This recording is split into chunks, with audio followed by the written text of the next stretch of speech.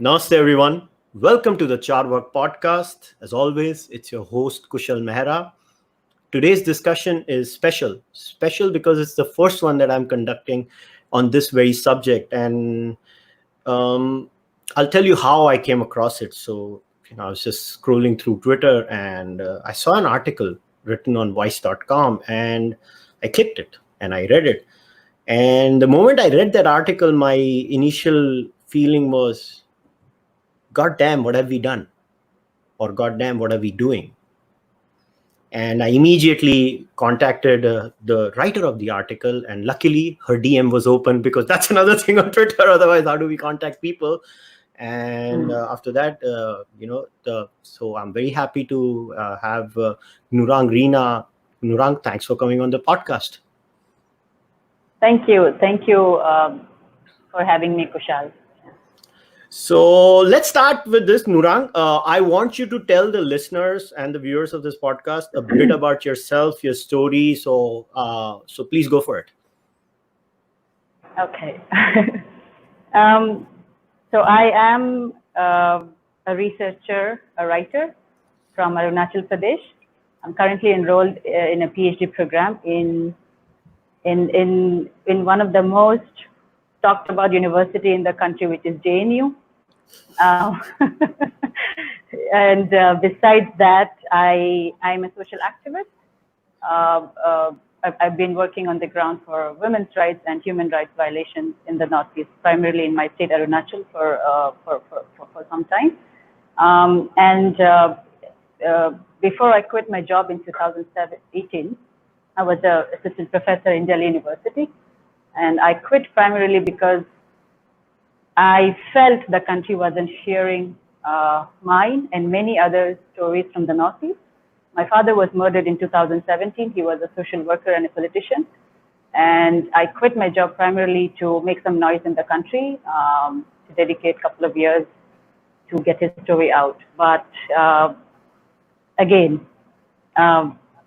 no news channels, no media would pick up my story because it was a story from the Northeast.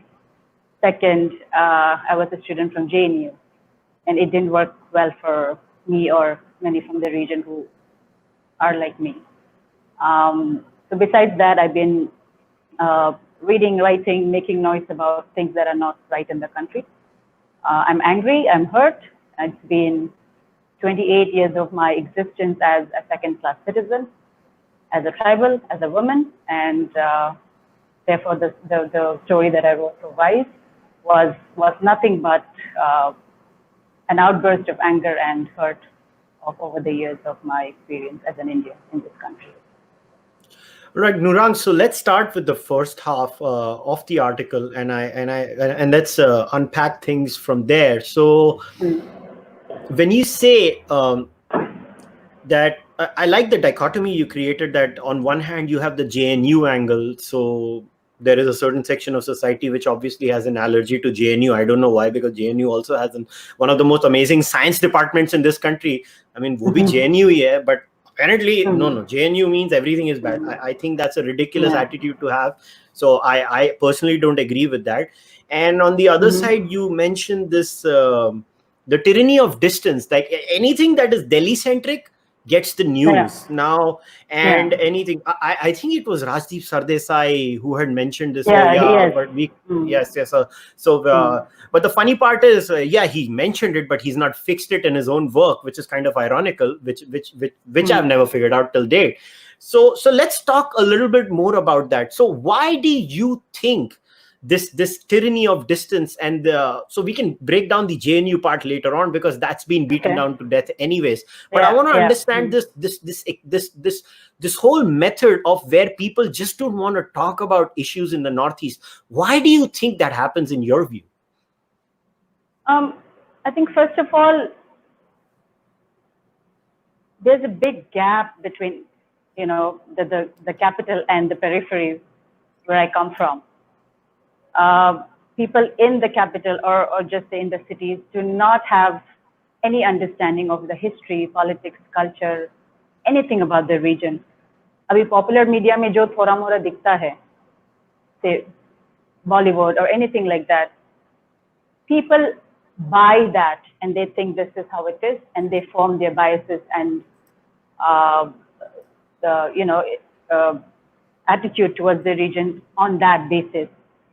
And kahin na kahi, these पढ़े लिखे लोग, the upper middle class or the privileged, उनको ये लगता है कि हाँ हमने जान लिया है, हमने ये मूवी देख लिया है, बस इतना ही काफी है.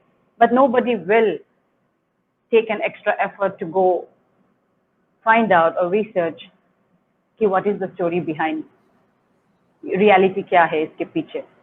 So that is that. Secondly, I think of my years of experience as a researcher and writer, there is this, I don't know, I may get into trouble for this, but there's no will, no political will, from the leaders of this country to give space to minority voices, to minority identities, histories. If there is no will, then there is nothing else that's going to take place. Mere idea of accommodation or integration does not work, because then it's a failed country, because you are not representing minority voices, you're not representing minority identities, you're not representing marginalized history. Giving few mere spaces in Bollywood or kuch, I don't know, some positions here in the capital as Congress worker or BJP worker, I don't think that's how it is, So the question, coming back to your question, why is there so much gap? What does not affect at your doorstep is always seen as not your problem. What happens in the Northeast, what happens in Kashmir, it does not, people think it does not affect us. आपके घर में खाना बन रहा है, आपके घर में खाने को है, तो भूखमरी नहीं है. It's that kind of a notion that people carry, and they believe it also. I think also the other point is the lack of empathy. The lack of empathy to really understand the gross humanitarian crisis that takes place in the periphery of this country. People often say, a lot of people that I meet during my studies, as a teaching profession, when I was doing, students and my colleagues would say, oh, Northeast is such a paradise, so beautiful. Then I would ask them, where have you seen it or heard it? They have never traveled, but they think it is so beautiful. अब कहाँ से पता चला? News या कुछ channel या कुछ ये वगैरह वगैरह. When I talk about human rights violations, when I talk about women's rights issue, they think it's a myth, because they have not seen it, they have not heard it. And then where is the problem? The problem is the media is not doing their job. Why can't media or why can't journalists be assigned to go to the Northeast and pick up real stories? आप गुवाहाटी में बैठ के या दिल्ली में बैठ के just वो जो desktop journalism करते हो Northeast के ऊपर, I don't think that's fair and it's unjust. So I think there is an overall unwillingness, political, social unwillingness from the country to really understand the region. But everybody has a solution to it. ये कर दो, वो कर दो, solution देने में सब everybody is ready. हाँ, वहाँ पे जवान भेज दो, रास्ता बंद करवा दो, Northeast को ये कर दो, वो कर दो.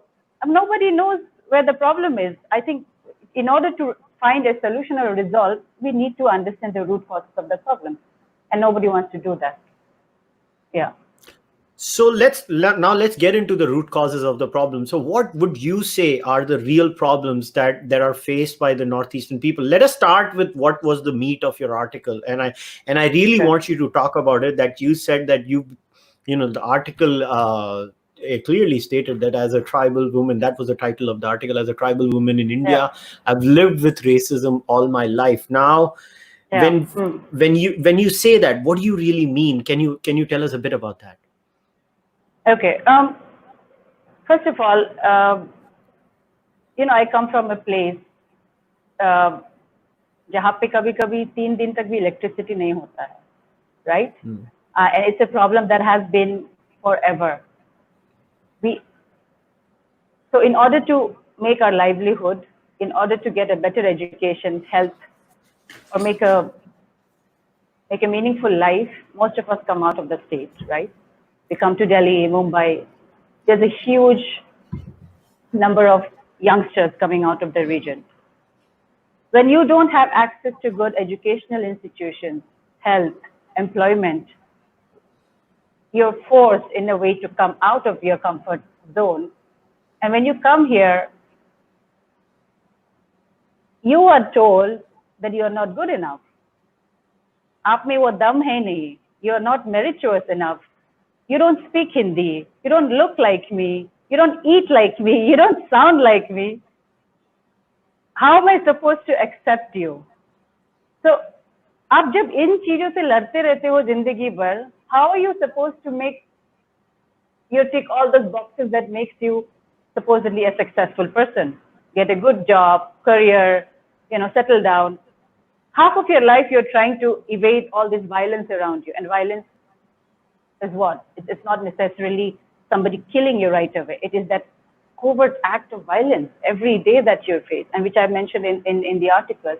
As a woman, going out, being asked of my price, in the university is being told, oh, you don't speak good English, or, you will not win that election. You will not get that hostel room. It's all of these structural constraints that come our way. And when I say our, no, let me talk about me. It just ruins you, mentally, emotionally, and then you just struggle all your life trying to prove. And even when you get something good, I have always doubted myself, am I good enough to get this? So like I wrote in the article, we dream with inhibition.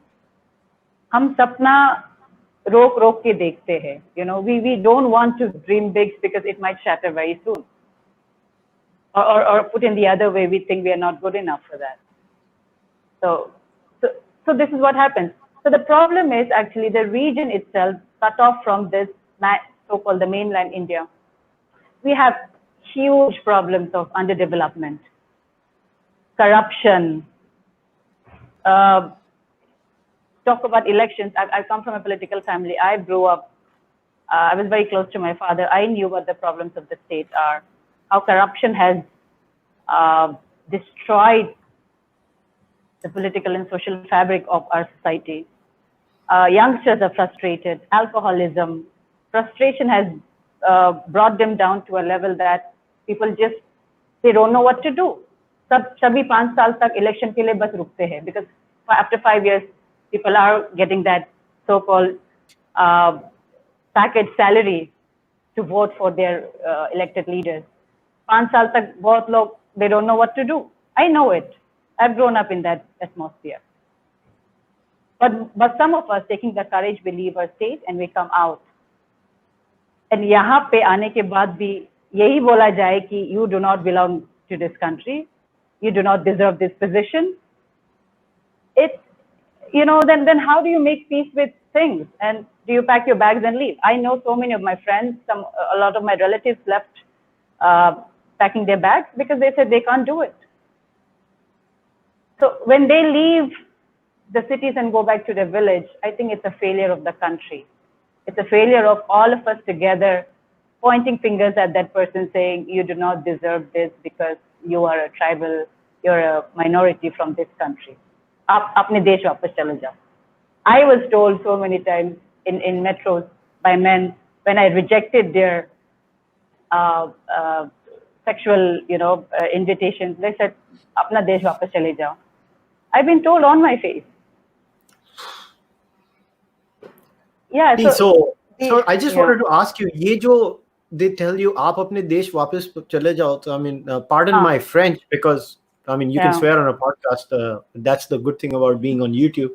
I mean, have you ever told these jackasses, भूतनी के मैं मेरे देश में ही हूँ? First of all these slangs come out in very vulgar language.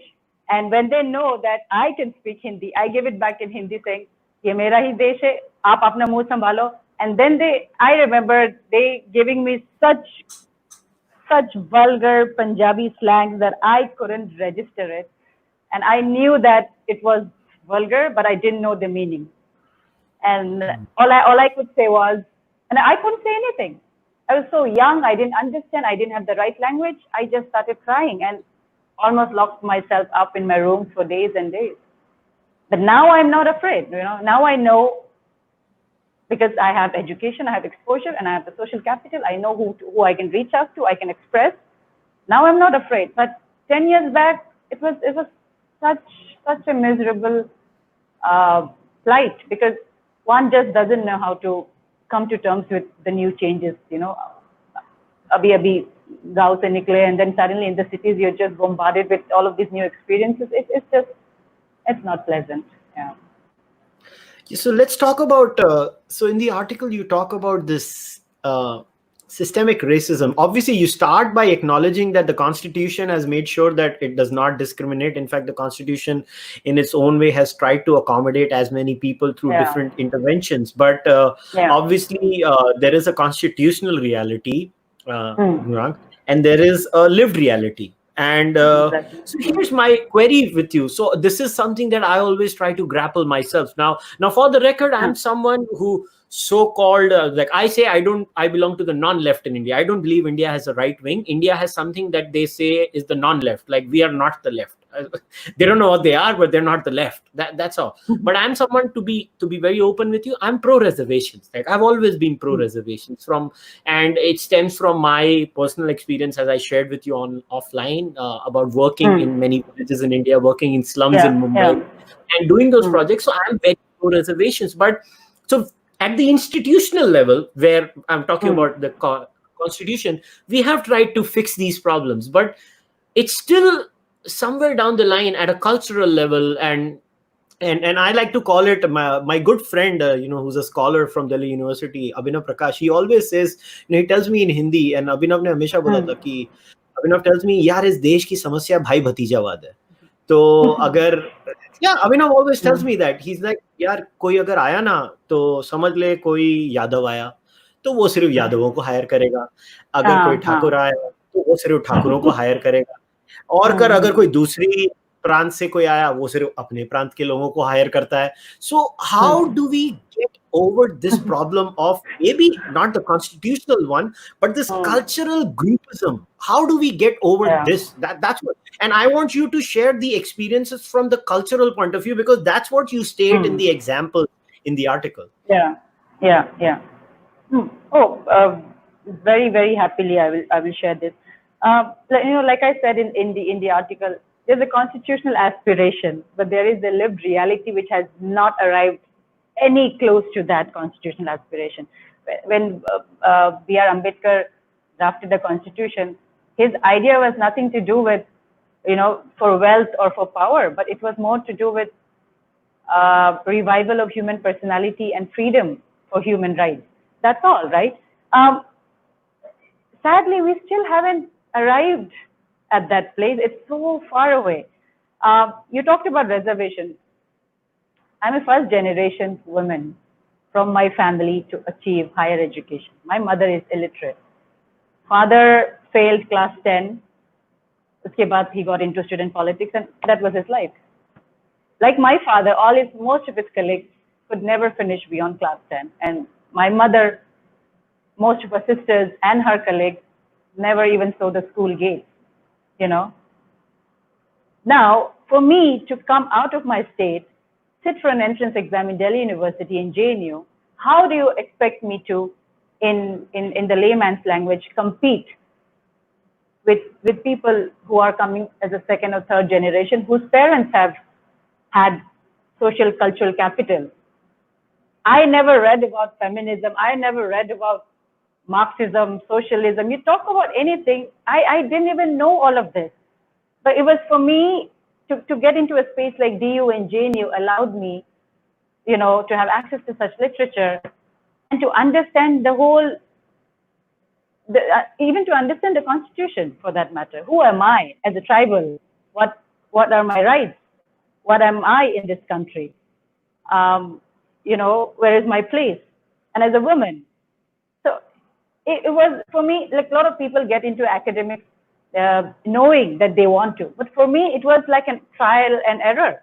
I didn't even know what this was until I got into it, and then I said, yes, I want to do it because I want to read, I want to explore. And nobody guided me. It was an accident that I'm here. So it's like me, there are many of my contemporaries who have gone through the same fate. Whenever we meet, we always talk about where our life was a couple of years back and how did we come this far. And even in those, getting through those entrance exams and sitting in those classrooms where you see clear division of the social class, right? Like I wrote in the article when I was teaching, it was the same thing that I had experienced when I was a student. Most of us, and me, I would be sitting on the backside, even afraid to speak out what I thought, because I'm always thinking, मैं गलत बोल रहा हूँ. I might have gotten that literature wrong. No, I cannot understand that. There's this constant doubt in me that I'm scared to even open my mouth. And when the professors would say, I hope the class is clear, even if I didn't understand, I would just nod my head. Because there was always a question of the quota reservation student. Because you believe it or not, even the professors in the classroom would be very, very discriminatory in terms of how they behave with students from different backgrounds. If I remember tribal students, or most of us ST category students would be said, oh, you scored 80%, but how did you get to this college? Because this is supposed to be 90 percentile and above. Oh, it must be your quota. So from then onwards to the third year, most of us are branded as the quota students, and whatever we do or we say or we perform is always judged through that lens. कि आपको कोटा से ही admission मिला है, शायद आपका intellect इतना अच्छा है नहीं, शायद नहीं भी हो, उसमें बुराई क्या है? The question is, how have we come this far? And why is this quota system important? Nobody is talking about that. In fact, आप कोटा से, आप reservation से आए हो, तो उल्टा आपको, we are made to feel guilty about it. Nobody wants to understand that, I remember also then when I was teaching in Delhi University, I remember one time in between my lectures, we took 10-15 minutes off and I said, let's talk about reservation and affirmative action. And I remember there was a big halla in the classroom. One of the students said, जब तक आरक्षण है, ये देश आगे नहीं बढ़ेगा.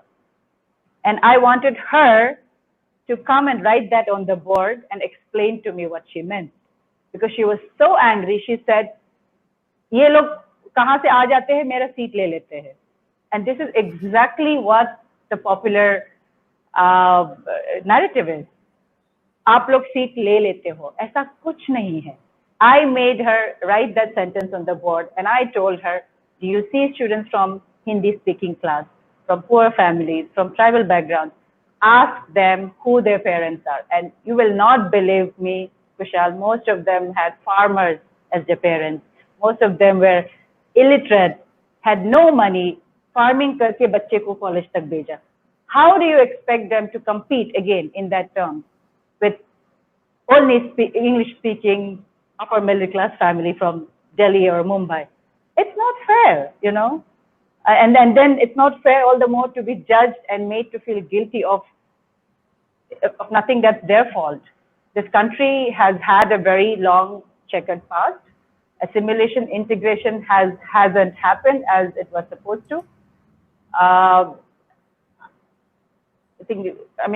think I don't know if you've seen my talk on TEDx where I've always I've talked about this, that the idea of India cannot be India without all these constituents of if you remove these stories, these histories, it's not India anymore, Yeah, I totally agree with you. And that's where I like the part in the article where you stated that acknowledgement is the key to resolve the issue. And I'm someone who, anybody who knows the history of my podcast will know that I'm a straight shooter. I will always stand up for the rights of people to express themselves. I'm absolutist when it comes to freedom of speech, to the extent of hate speech too. Yeah, people hate that part about me because I even support hate speech. I may not like it, but I support it.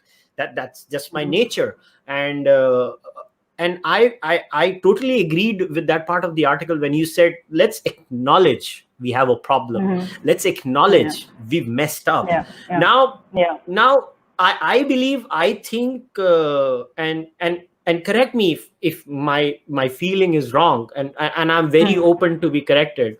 But I do see, as a kid growing up, at least when I studied in Bombay, yes, maybe we were not aware of these things, but when I meet college kids, at least in Mumbai now, and Yeah. I don't know about Delhi. I'll be very honest, but being, maybe it's a Mumbai culture. We are so, I think Mumbai just tends to bring you and make you more liberal and open minded in certain ways than the rest of the country. I've noticed that about, Yeah. and yeah, people can say I'm a chauvinistic Mumbai guy. It's okay.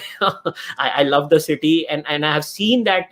Not that Mumbai is perfect. We have tons of problems, because I've seen them in slums in Mumbai when I've worked. But I still believe that maybe in Mumbai we have not seen that level of a streak. But so how do we go about making people understand and convincing them we have a problem? So Gurang, how would we go about, let's say if I am an ignoramus, I think the world is a bed of roses, and I have a conversation with you, so how would you convince me that no, we do have a problem and I have to acknowledge it? How would we go about that? I think access to information and making stories visible. I think these are two things that's so important, because anything that is unfamiliar is always confusing and scary, right? Um, uh, I think we have to talk more about it. We need more representation in the parliament, in the media, in popular culture, in academic institutions, in every kind of institutions that one can think of. We need more faces which are from the marginalized community, and that's how we are able to share our experience and tell our stories. When you said you haven't heard so much of these kind of experience in Mumbai, it's probably because you have not had people from the Northeast around you much, right? When you don't have such people from such communities around you, you don't have access to their stories. Yeah. What I'm trying to say is, if we don't make our stories visible, if we don't talk about it, we are not letting the world know. We're not letting the fellow Indians know. Stories, documentations, all of this is so important to to tell the country that there is this part of history and present that people are not aware of. When I said acknowledgement, everybody was going crazy over the whole Black Lives Movement in the U.S. And the same people living in the U.S., the Indians living in the U.S., will post that racism exists in India. But I am sure these are the same people who are not even aware of the problems in its own country. They raise caste, classism, or maybe they are, but because it does not affect them at that point. But when they move to the US or Canada or Australia and they are called brown or Paki or you bloody Indians or whatever, then it strikes them. When problems knock at your door, it is when things make sense to you. So I think for acknowledgement, I would say is making our stories visible, talking about it, more people, more representations in all institutions of this country. Allow us to share our stories, allow us to tell you our experience. I will tell you something. In the past couple of months, when the whole COVID-19 started and there was a lot of racist attacks on the Northeastern people, a lot of people got in touch with me. They wanted to get a bite from me, write articles and all of that. And I did give them a lot of interviews. All that happened. A couple of weeks later, when the focus started shifting to some other news, I remember reaching out to one of the journalists and said I wanted to write an article on my experience. And the journalist said that, oh, we have done enough of stories on racism on the Northeastern people, and we are not taking any more stories. My point is, Kushal, जब तक कोई मरता नहीं है या कोई rape नहीं होता है या दिन दहाड़े किसी के साथ कुछ होता नहीं है, racism in India does not make noise. When Nido Tanya died in 2014, it was then people said, racism is there. अब हुआ है. नहीं, कब से था ये? My point is, if journalists, if people like you, who can disseminate information to the rest of the country, do not pick up such important issues, who is going to do it? We don't have the power to do it. I may write tons of stories, but if publishers or journalists or media people do not pick and publish, nobody's going to read it. It may be, I have written tons of them and I have like thousands of articles written on my laptop, but it depends on the will and the intention of people who hold the power to disseminate information, So I think a lot of responsibilities from the government side. One is to make our history and culture in the syllabus of this Indian textbook, the CBSE textbook. Make children know the stories, tell them the stories. There are 8 regions in the 8 states in the Northeastern region. Let's talk about our past. Let's talk about our stories. Nobody's doing that. Why have we cancelled out on that? That is my question. Why have we missed out on that? Such an important part of making an India, making this country India. Then second is media and journalists.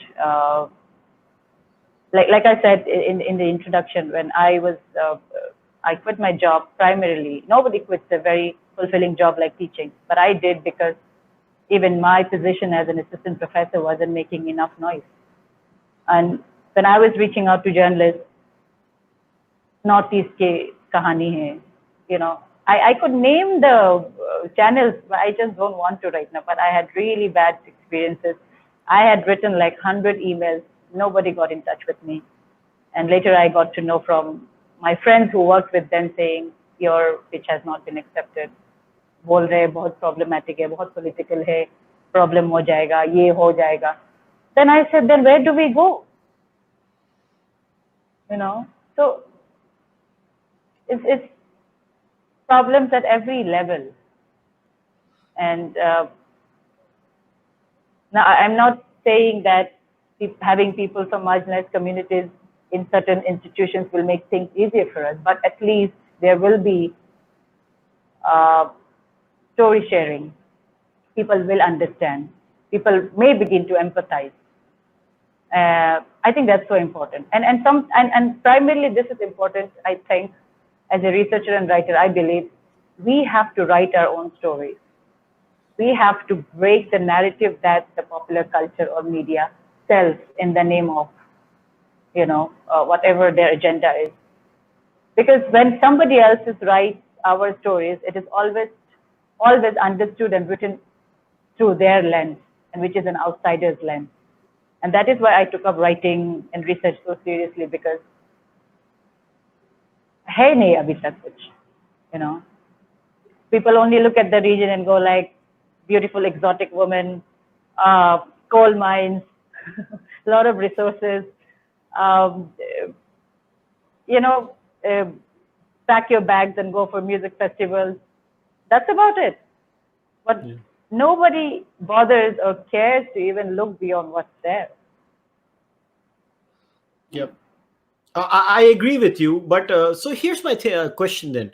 Let's say this has been done. So I'll share a narrative with you. I think this was 2 or 3 years ago when there was something had happened and Northeasterners were again getting attacked. So I clearly remember doing this thing because I know for a fact where I stay in Mumbai, there are a lot of Northeastern girls who are working. So I'll tell you, this is one solid experience that I tried to help them.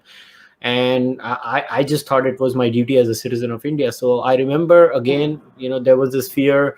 I think it was some student clash, and then it led to, some skirmishes, and I remember reaching out to all these girls because they're usually working in spas and salons and a lot of these places, and I know that for a fact a lot of these poor girls work there, and I remember a few of us we had personally gone and reached out to each and every one of those places, and we had told them, look, if you have any problems, we left our numbers. It was like, you reach out to us. One person touches you and says anything to you, we will go and fight with the cops. But here's my point. I still don't get it. Like, in my brain, it doesn't arise that how you look matters. Like, that's not how my brain is trained.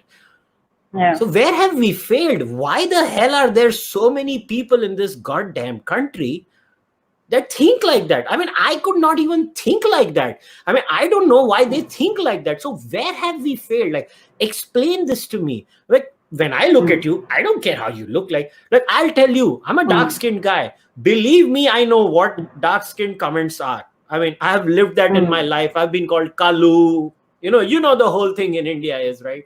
I mean, you get called all kinds of things in India. I've faced that in my own life. It never bothered me. I could care less. I mean, I think you just waltz forward in your life because I was like, you know what? I'm better than you. Screw you.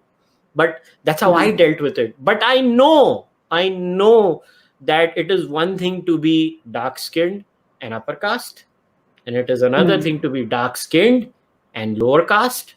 I know that. Exactly. And people might say, oh, are you talking about intersectionality? No, it's not intersectionality. It's common sense. They just called it a word. I did not know about the word intersectionality 7 years ago until I started researching. Okay, इस पे भी theory बना दी अभी लोगों ने. मुझे तो लगता था ये common sense है. हम जो बचपन से बड़े हो रहे थे कि ये होती है चीजें. So, but why can't we even explain something as basic as, yes, people have different features and they can still be belonging to one country? Why is it that hard?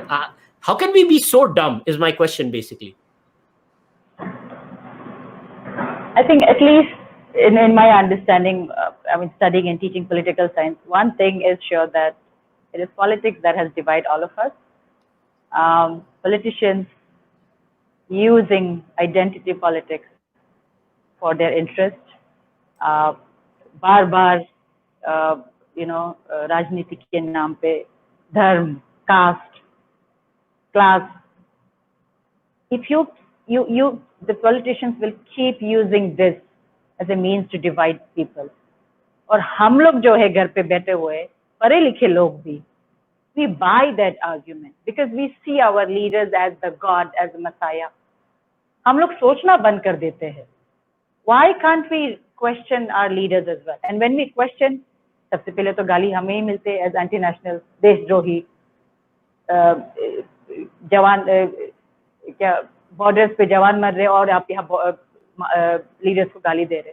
Questioning leadership is not betrayal. It's not something. It's not something that is bad.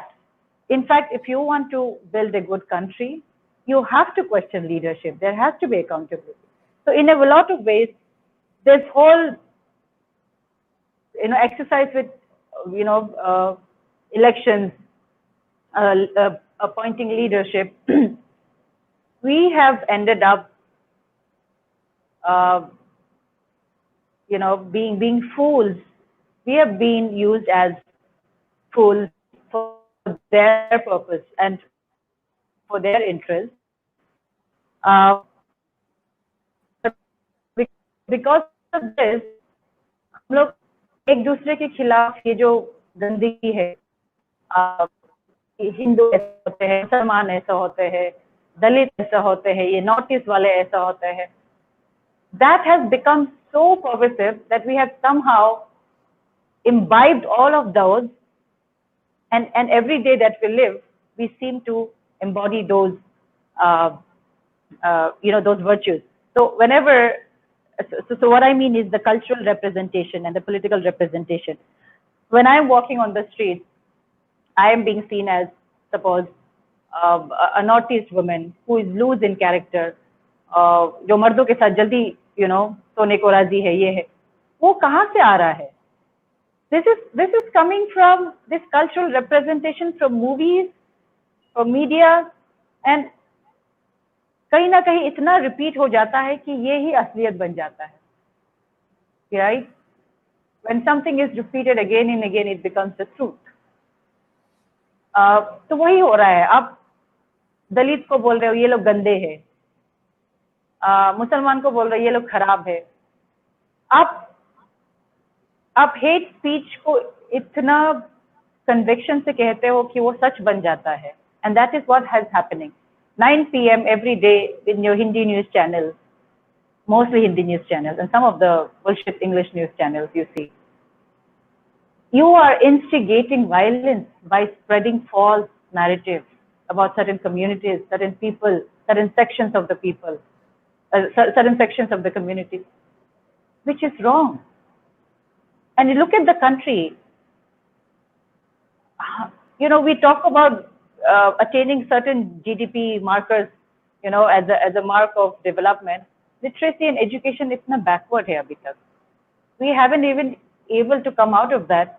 How do you expect people from, say, a poor community who have, however, access to TV, consuming that hate speech, false narrative, 24/7? Abhi to lockdown, imagine how much of consumption of the news from these news channels. Up every day ye news consume karte ho, and when you walk out of your home, just even to buy a grocery, and if you say a Musliman or Dalit or a tribal standing close to you, your immediate reaction is, हाँ ये लोग ऐसे लोग हैं. You will not even question. क्योंकि हम अपना जो brain switch off जो कर लेते हैं ना, कि this leader has said this news channel has said this, and then we have this close knit community who think like us. तो हम लोग वही vicious circle में घूमते रहते हैं. I am talking with my fellow say neighbor who exactly thinks like me because he's consuming the same news from the same channel, right? I think it's so important to bring an alternative or at least the true narrative. Sometimes what you see is not the truth. A lot of times the truth is hidden, and that is so important for people like you, me. Fold our sleeves and say, let's write the truth. Let's speak the truth. That is so important. Yeah. But don't you think somewhere down the line, this is my view, and you can disagree with me. I think, don't you think the media and the movies are an easy scapegoat to blame? I think somewhere down the line, community leaders, right? Society is a very complex phenomenon, right? Like look at society as an evolutionary level. Look, I'm a godless guy, so I only look at things at an evolutionary level. Society is a complex phenomena with multiple variables, and Bollywood and maybe the news channels are one part of it. I'm not denying what happens there. But then it's not like the hate is only peddled on A type or B type. I think, like I don't watch news channels, to be very honest. It's been 6 years now.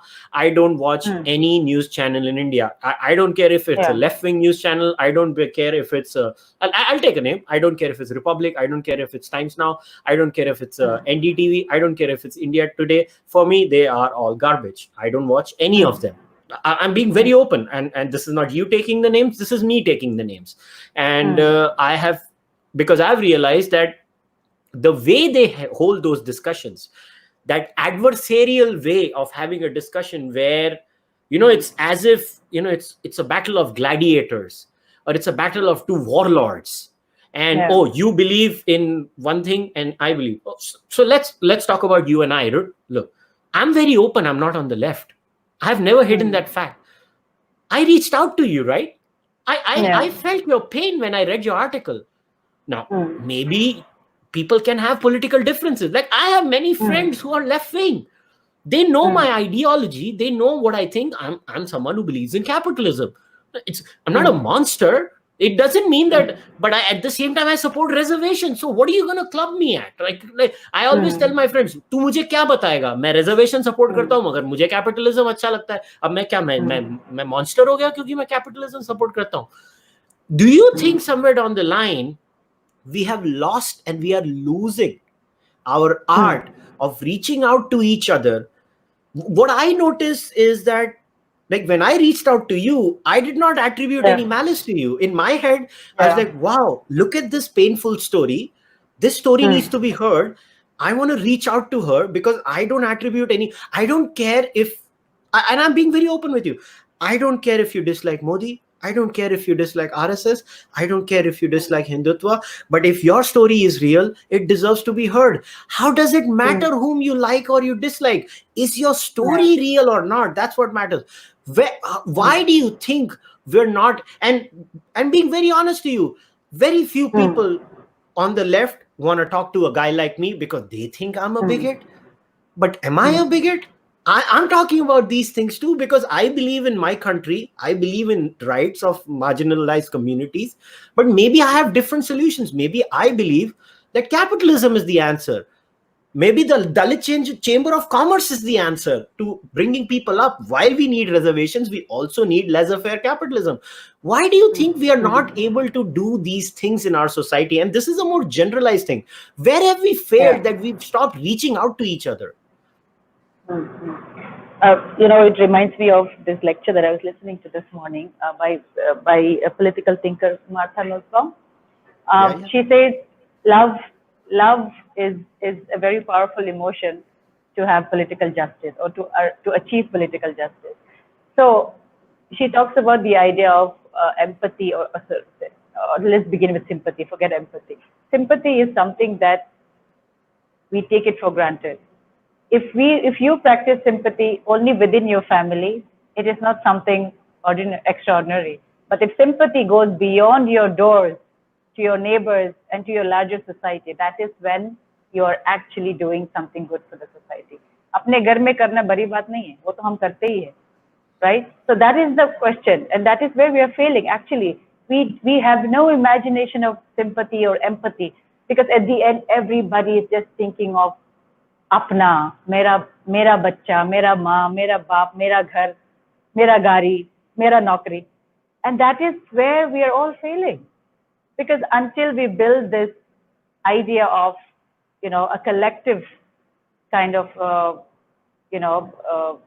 society, that is something, I might sound so utopian, but that is, I think that could be one of the greatest resolve or solution, to building a better society. Because,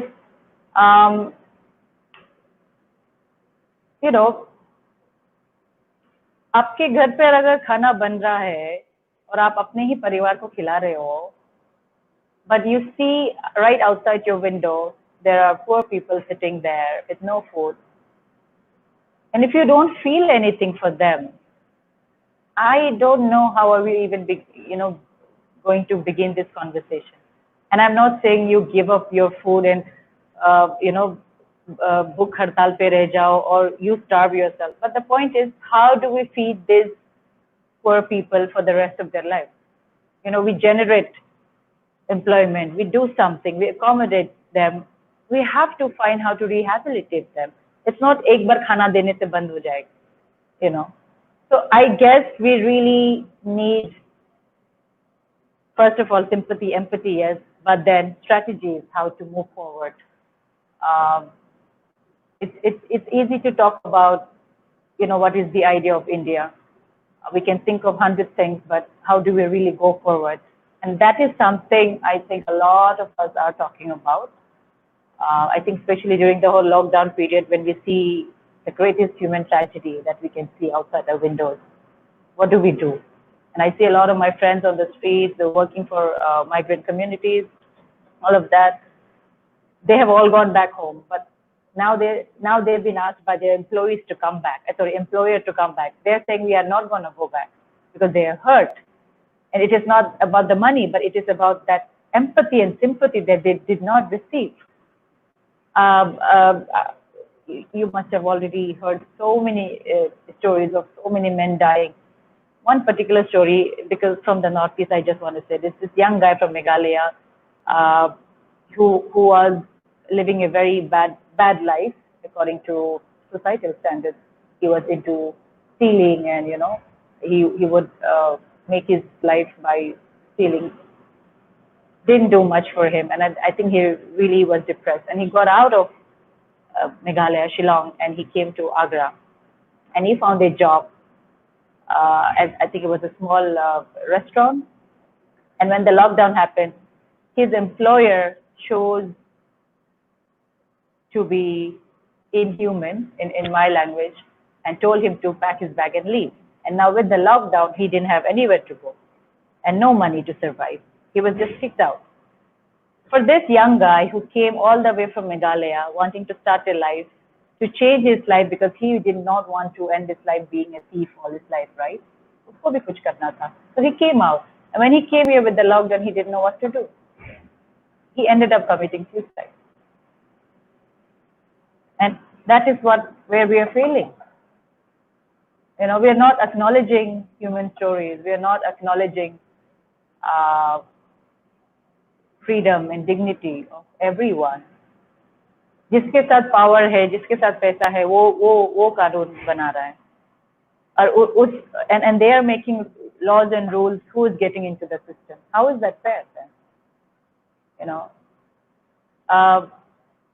I wish, this is my genuine and earnest wish, that people who have money and power, I hope and wish they read, they travel, they observe, and they see what they can do with their power and position. If you are just building money, minting money for your company and for your family, I'm sorry, you are not a successful person. You will be successful only when you use that money for philanthropy, for goodwill, help others live at least a better life from what they were living. आपके घर में एक गाड़ी कम पड़ गया तो आप मर तो नहीं जाओगे ना, but at least you can save lives. I mean, at the end of the day, we are all going to die. Why not do something meaningful and have a purpose in life? And I might sound so utopian and like a first class socialist, but that is where that is where I'm hurt, because everybody is so greedy. Everybody just wants things for themselves. My. Then where do we develop or build sympathy and empathy? Like you said, that is the result then.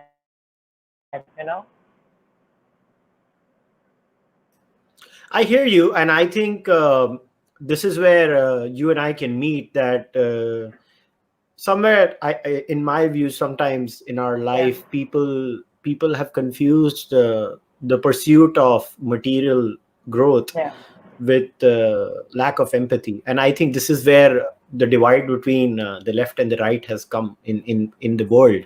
Okay. I think you can have a pursuit of material growth. I'll give you a very good example, right? Okay. Of a philosopher who came up with this idea of, I think it was the stepping stones was set by Peter Singer, and then later on Will McCaskill and many other people built on this philosophy. It's called effective altruism.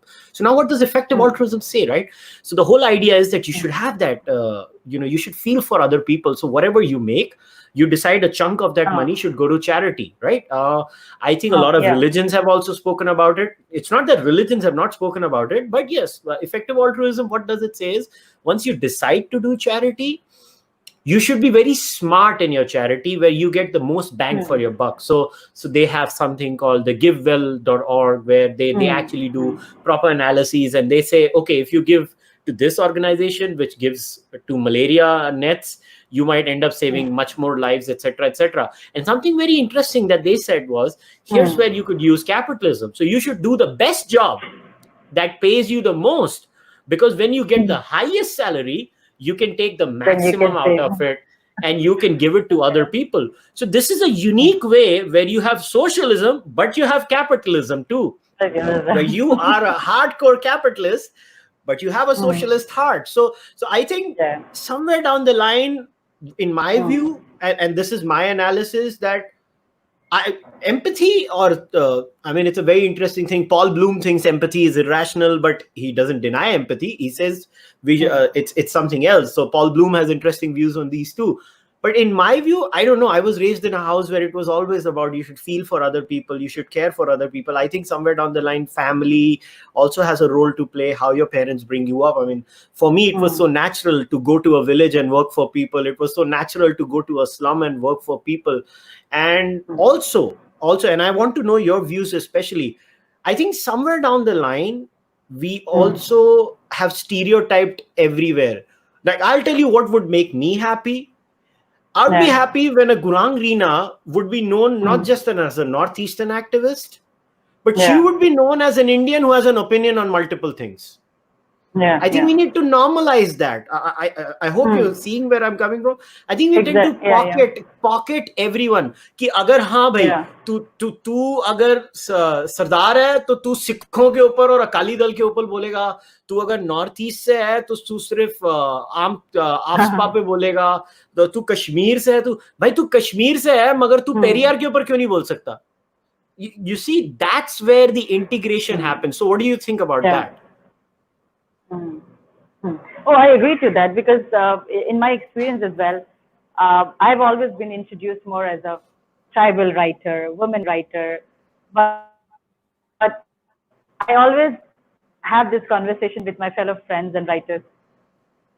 There is this need to be identified as from the context from where we come from, but at the same time, I think we are always, failing to, or rather falling into the trap of really, what do you call that?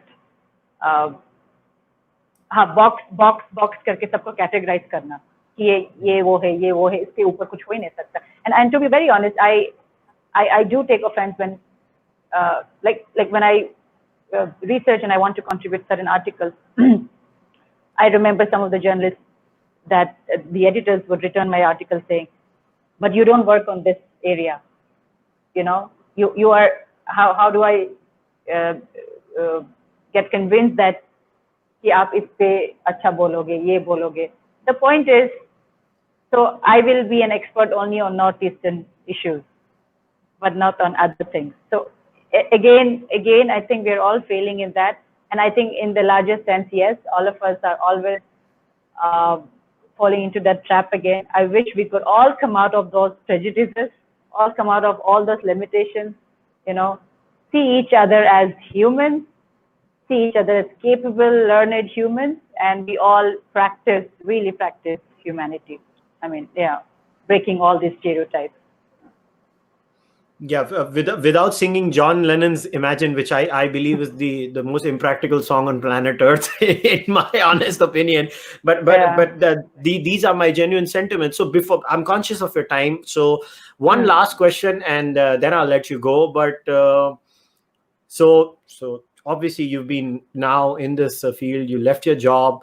So give me a positive pitch. Come on. Now let's end this on a positive pitch. So tell me. So where do you see hope? Let's leave everybody who listens to this or watches this later with some hope too. So I want you to give a positive hope. What do you see? What are the active steps that you see we're going to be taking in the future? And we are making progress. Because if you ask me personally, yes, again, I'm more in the Western sense. I would be more in the Hobbesian side, where I'm like Pinker, where if you look at the data of the last 1,000 years, mankind is becoming better. I mean, the data doesn't lie. We are becoming better on all.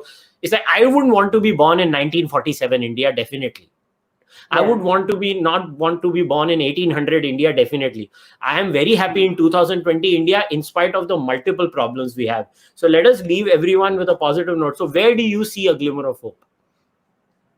Oh, that is such an important question, because I think everywhere that I've gone to give lectures, this is something that the interviewer always ends the note with, because I think, this is why people like you and I, we work in this field, because it is that hope that keeps me going. It is that hope that one day everything will change. And if not everything, at least better than where we are today. I took up writing so seriously 10, 12 years back, because I saw that writing could really make a difference. And I will not deny that it has not made a difference. It has. But not to sound pessimistic again, but Kushal, but the point is, I have the power to write today and I make the story visible, right? But just because it's not been written, it doesn't exist. That's not true.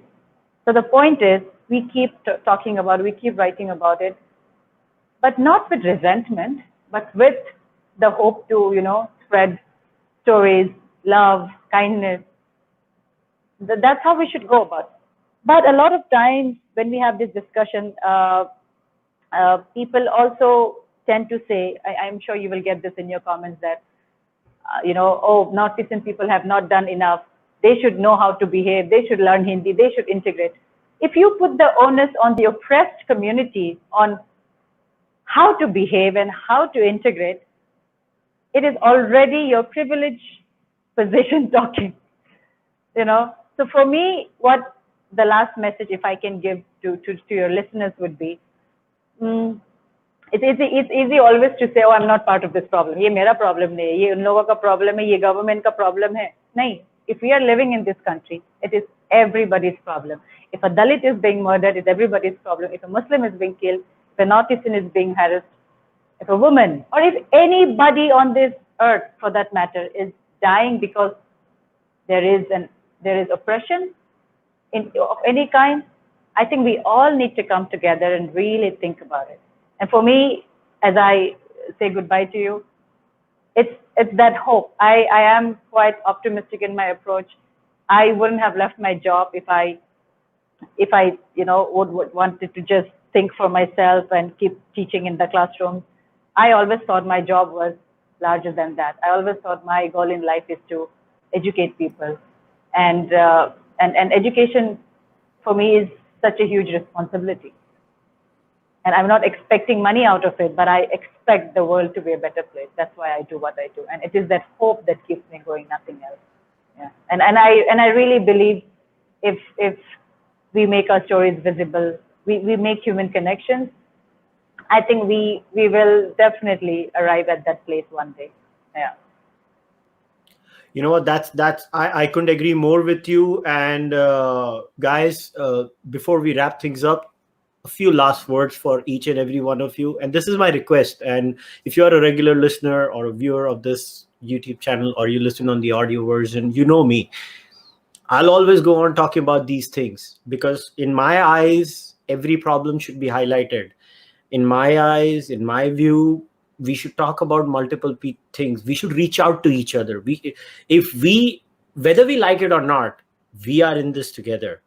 Whether you're a Muslim, whether you're a Hindu, and you know me, I'm not gonna shy away. I smash religion all the time on this channel. I have problems with religion. I have problems with all religions in differing degrees. But you know what? But if somebody wants to reach out to me and have a conversation with me, I'm always open. And Northeastern people have faced problems in this country. To say, oh, falane ne kya kiya, pehle apne aap ko dekh.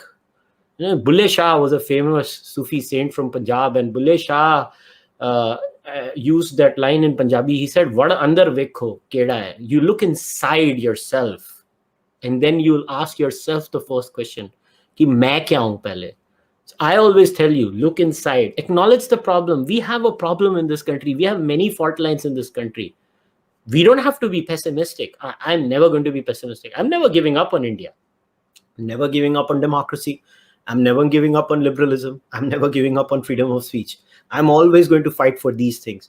And in my job, through this podcast, I try to talk to people. I always reach out to people who are raising these voices. When I read her article, let me tell you, when I read Ngurang's article, it hit me. It hit me somewhere, and it shook me.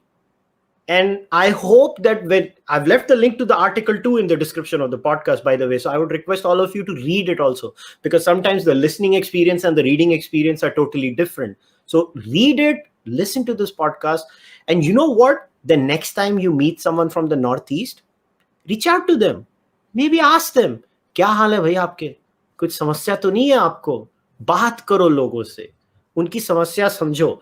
And as a person who is actually opposed to the left, I believe the solution lies outside the government. So who is the solution? You, I, all of us are the solution.